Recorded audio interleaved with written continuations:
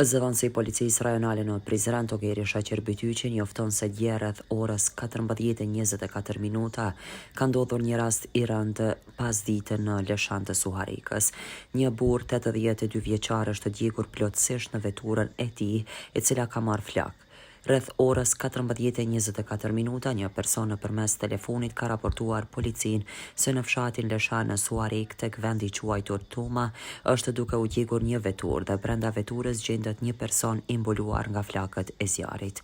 Patrulla policore menjëherë ka shkuar në vend të ngjarjes si dhe janë informuar të gjitha njështësitë përgjegjëse për rastin, si zjarrfikësit, emergjenca, sektori i hetimeve të stacionit policor të Suharikës dhe sektori rajonal i hetimeve si dhe eksperti i zjarreve.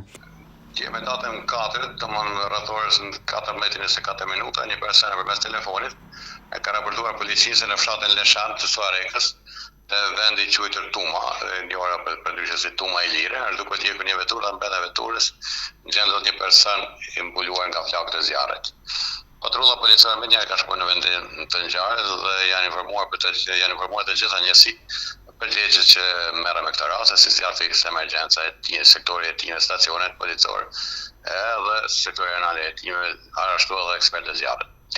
Nga informatë e para është dyshuar se në vend e quajtur është brenda automjetit është person i mashkull 82 vjeçar me iniciale MG dhe më vonë gjatë verifikimit nga dëshmitarët dhe të dhënat e automjetit është vërtetuar se mund të jetë një person i mashkull 82 vjeçar me iniciale siç thash MG.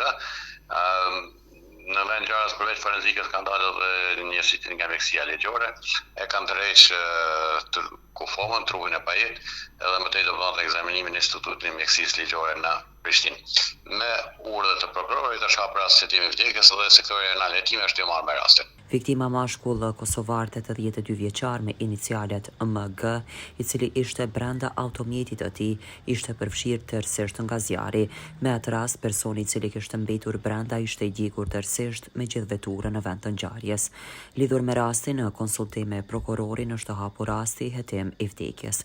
Rasti është duke u hetuar nga sektori rajonal i hetimeve të drejtorisë rajonale të policisë në Prizren, kurse burimet tona bëjnë me dije se sot Muhamet Gashi varoset në fshatin Leshan në orën 17.